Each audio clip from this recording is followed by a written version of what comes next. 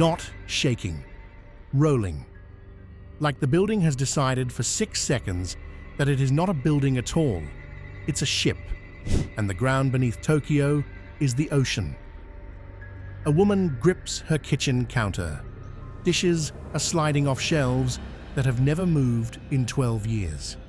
Somewhere below her, a 634-meter tower is swaying, on purpose. And in a village 3 hours south, a wall the size of a 10-story building is about to decide who lives and who doesn't. This is the day Japan's ground stopped pretending to be still.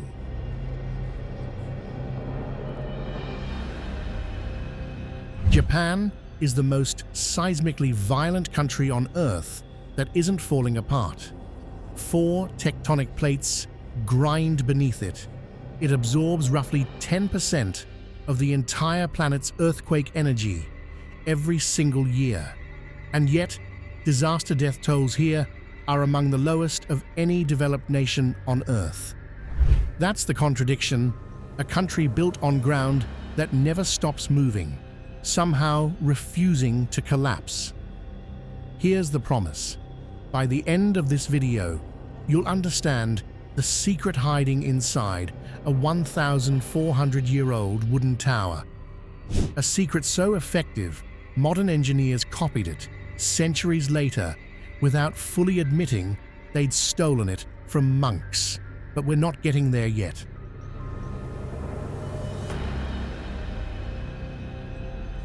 Here's what shouldn't be possible. There's a wooden pagoda in Nara that has stood for over 1,400 years. It has survived earthquakes that leveled steel-reinforced buildings built centuries after it. And on the coast of Iwate, there's a seawall that cost $1.6 billion, and it was destroyed, torn apart by a wave in 2011. Officials still call it one of the reasons people are alive today. A building too old to survive survives. A wall built to survive fails and still saves lives. None of that makes sense yet. Keep that feeling. You're going to need it.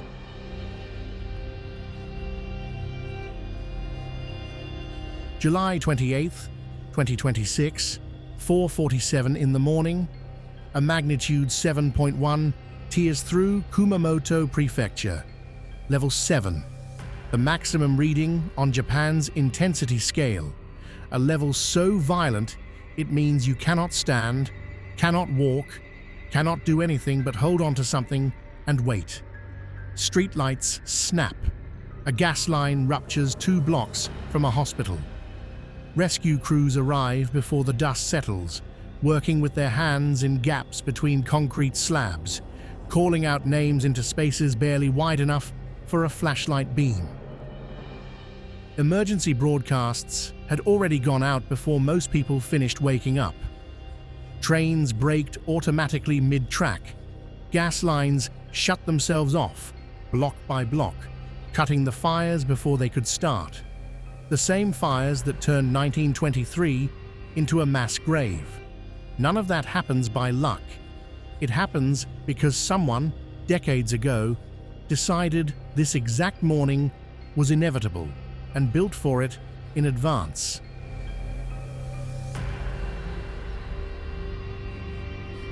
"18 people, and the number is still rising. Don't make it home that morning. It's a tragedy. It's real. But here's the number that should stop you. In a quake this size, in almost any other country on Earth, that death toll wouldn't be 13. Historically, similar magnitude quakes elsewhere have killed thousands, sometimes tens of thousands.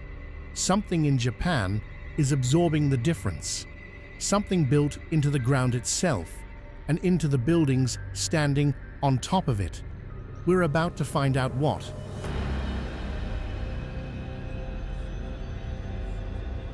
Real quick, have you ever actually felt an earthquake? Not seen one on the news. Felt it under your feet. Drop the country below. I want to know how many of you have stood on ground that moved.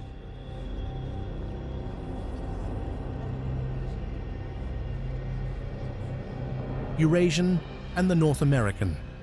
It's part of what's called the Ring of Fire, a horseshoe of fault lines wrapping the entire Pacific Ocean.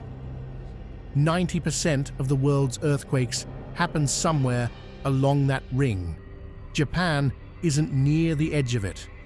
Japan is sitting directly on top of the intersection. Before modern engineering, this geography was a death sentence. The 1923 Great Kanto earthquake killed over 100,000 people. Many not from the shaking itself, but from the fires that followed, tearing through wooden cities with nowhere to run. For centuries, earthquake country and mass casualty were the same sentence.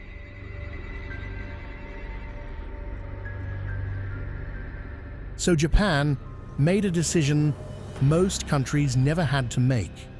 You cannot outbuild an earthquake. You cannot pour enough concrete to overpower a tectonic plate. So instead of trying to resist the ground, Japan started learning to move with it. That single idea, stop fighting, start flexing, is the thread connecting a 1,400-year-old pagoda to a 634-meter tower. Everything from here forward is a variation on that one idea.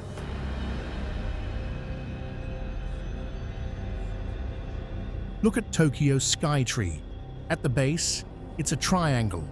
By the time you reach the observation deck, it's a perfect circle. For years, people assumed that was just aesthetics, a design flourish, something to look striking against the skyline. It's not decoration, it's defense. The triangular base gives the tower a wide, stable footprint, spreading its weight low to the ground.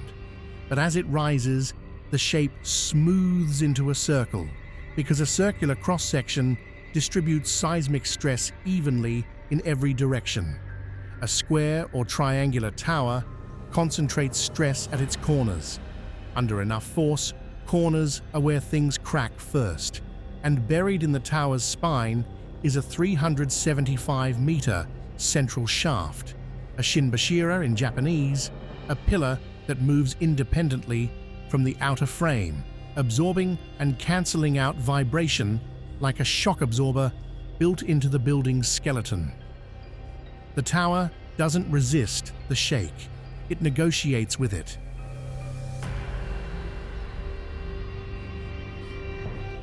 Kamaishi, on Japan's northeastern coast.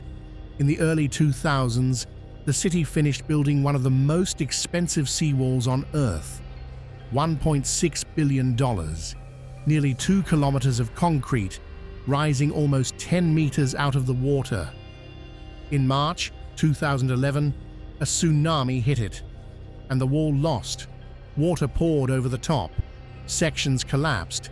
Video from that day shows the wave simply continuing, as if the wall had barely been there. By every visual measure, it was a failure. But here's the uncomfortable part investigators found afterward. The wall didn't stop the wave, but it slowed it down. It broke the wave's force, and it bought the city something more valuable than concrete. It bought minutes. Minutes that let sirens finish sounding. Minutes that let people reach higher ground instead of being caught in open streets. Was it a failure? Or was buying time the actual job all along?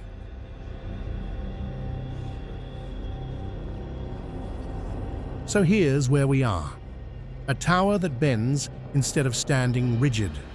A wall that failed and is still credited with saving lives. Different shapes, different materials.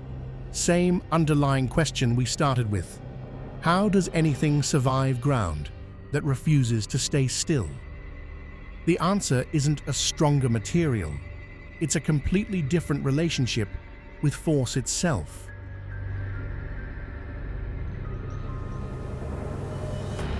Here's the engineering, in plain terms. Most buildings are bolted directly into the earth, which means when the ground shakes, The building has no choice but to shake with it, violently, all at once. Base isolation breaks that connection on purpose. Engineers place large rubber and steel bearings between a building's foundation and the ground above it. Think of oversized, layered rubber pucks, strong enough to hold thousands of tons, flexible enough to let the building sit almost suspended above the earth.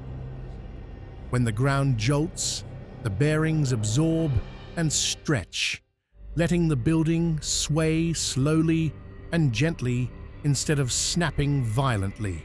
Alongside the bearings, engineers add steel dampers, devices that work like the shocks in a car, deforming under stress to soak up energy that would otherwise tear through walls and support beams.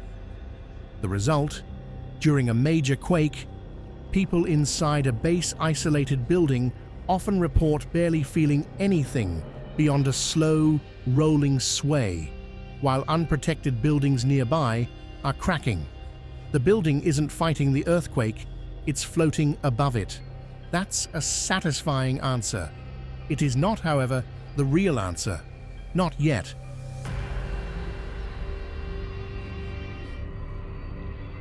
Slow down for a second. What does it actually feel like to live somewhere the ground can move without warning? In Japan, it isn't panic, it's rhythm. School children run earthquake drills the way children elsewhere run fire drills.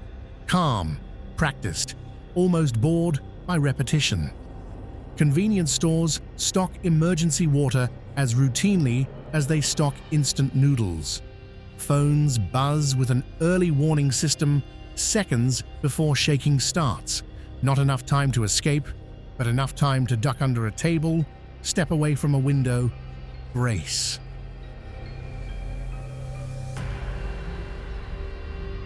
Walk into almost any apartment, and you'll find a go bag by the door, flashlight, water, a whistle, a folded blanket, sitting there the way a spare umbrella sits by someone else's door in a rainier country. Furniture is bolted to walls, not out of anxiety, but habit, the same way someone else might child-proof a cabinet. Nobody talks about it at dinner. It's just there, quietly, underneath everything. It's not fear, it's vigilance that's been normalized into daily life. The same quiet awareness someone in Florida might have about hurricane season, except here, it's every single day, not one season. You don't overcome a threat like this. You build a relationship with it.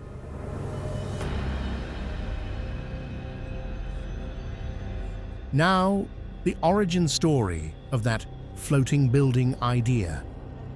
In 1982, engineers completed something modest, a two-story house, nothing dramatic to look at.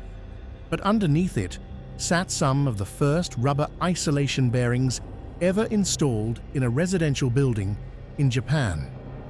It wasn't glamorous, it didn't make headlines, but it proved the concept could work outside a laboratory, that ordinary families could sleep above a foundation engineered to absorb, rather than transmit, the violence of the ground beneath them. That small house is the reason skyscrapers float today, but the idea itself, the actual idea, is far older than 1982. Far older than steel, far older than rubber bearings. It's 1,400 years old. Back to Horyuji Pagoda, the wooden temple in Nara, standing since the year 607. No steel frame, no rebar, no modern foundation bolts, and yet it has outlasted earthquakes that have destroyed buildings built 1,000 years after it, with technology its builders never had. The secret is a central wooden pillar running through the pagoda's core, the Shinbashira. It isn't rigidly connected to every floor. Each level of the pagoda is allowed to move independently, like a stack of plates that can shift slightly against each other without the whole tower toppling. When the ground shakes, the pagoda doesn't resist, as one solid mass. Each story sways slightly out of sync with the ones above and below it, cancelling out momentum instead of building it up. This is the real answer to the question we opened with. Not strength, not thickness, not how much material you pour into the ground. Flexibility.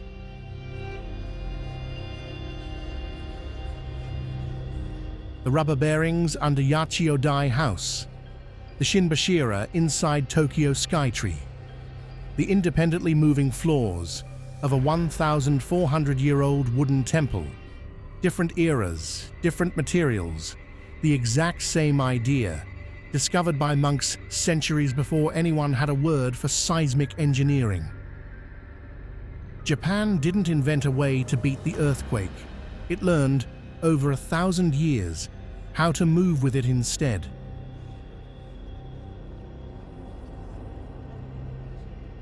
Now the part of this story that isn't really about engineering at all. In the village of Fudai, a mayor named Kotoku Wamura pushed, for decades, to build a seawall over 15 meters tall. People mocked him, called it excessive, called it a waste of the village's money on a disaster most residents assumed they'd never see in their lifetime. Some accused him of wasting taxpayer money chasing a ghost. He held his position anyway, term after term, pushing the same proposal through committee after committee that didn't want to hear it.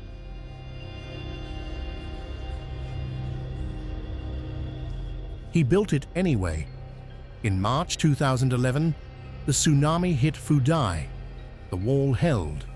The village lost almost no one. Neighboring towns without walls, that toll lost hundreds, in some cases, thousands. Wamura had died years before the wave came. He never saw himself vindicated. He simply believed the risk was real, long before anyone else was willing to pay for it. And he spent his career being wrong in the eyes of his own village, right up until the one day it mattered most.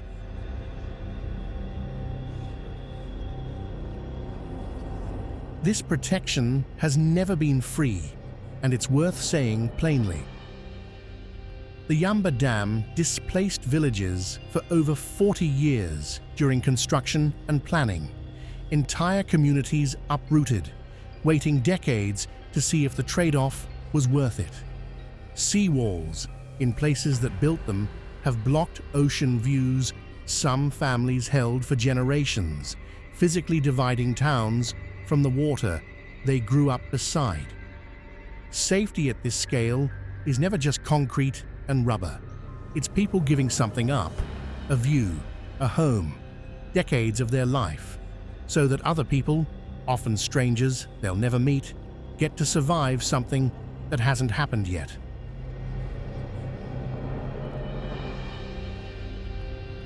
So, ground that never stops moving. That's where we started. And by now, you know the answer isn't a stronger wall or a thicker foundation. It's a pillar built in the year 607 that lets a tower sway instead of break. It's a wall that failed and still bought people minutes they needed. It's a mayor nobody believed, building for a disaster he'd never lived to see. Survival here was never about being unbreakable. It was about learning, patiently, generation after generation, how to move,